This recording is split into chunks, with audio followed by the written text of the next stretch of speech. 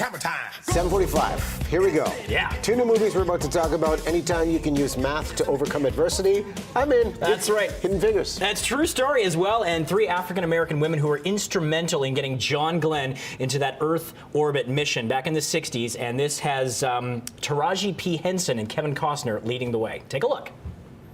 What's the status on that computer? She's right behind you, Mr. Harrison. Does she handle analytic geometry? Absolutely. And she speaks. Yes, sir, I do. Which one? Both. Geometry and speaking. Ruth, get me the... You think you can find me the Frenet frame for this data? Using the Graham-Schmidt... Orthogonalization algorithm? Yes, sir.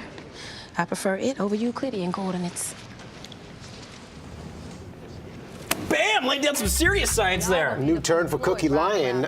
Plenty of star power. What stands out, the stars or the story in this film? A little bit of both, because you got a great ensemble cast here with Henson and Kevin Costner, who's so great in that role. And then you got Octavia Spencer, always a scene stealer, and Janelle Monáe on the right there. Most people know her as a pop star. She's branching out into acting. You saw her in Moonlight. She's fantastic, too. Also Jim Parsons and Kirsten Dunst. This is a crowd-pleasing, kind of life-affirming movie. Gets a bit of the Disney treatment, but it's very funny and also very dramatic. And there's a lot of layers to it, given what was going on with the space race at the time in the 60s. And this is a different lens for exploring the space race on the big screen with what we see with The Martian, Apollo 13. How do you like the approach of looking at behind the scenes of how the magic happens in outer space? I loved all that stuff because they didn't try to dumb down the mathematics or the science. If you have young women or girls interested in those fields, this is the movie for them. It got a little bit tricky at times to mesh the comedy, which seemed a little bit schmaltzy, with the drama. But what I liked that they did was the context of what was going on. Not only the civil rights struggle of African Americans, but the women's equality issue. I mean, these 3 black women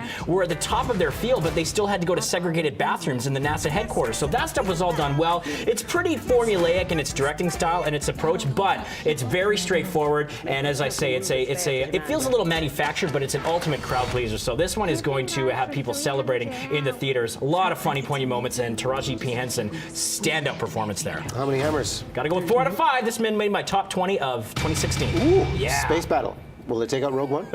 I don't think so. No, nothing's touching that for a while. Okay, let's talk Silence very quickly. Okay, this is from director Martin Scorsese, a 28-year odyssey to bring this movie to the big screen, which is based on an acclaimed novel. It tells the story of 2 Christian missionaries, played by Andrew Garfield and Adam Driver, who face the ultimate test of faith when they travel to Japan. This is set in the 17th century to find their mentor, played by Liam Neeson, and they're trying to spread Christianity in the meantime, but it was outlawed and their presence in the country was forbidden at the time.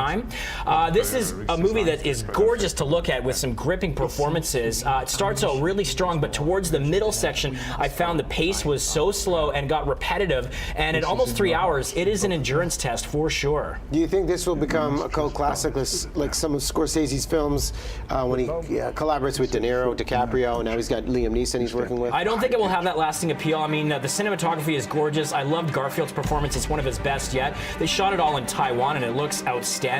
However, it's just such an endurance test, and it doesn't really answer all of its questions. I don't think it will have that longevity like his other films.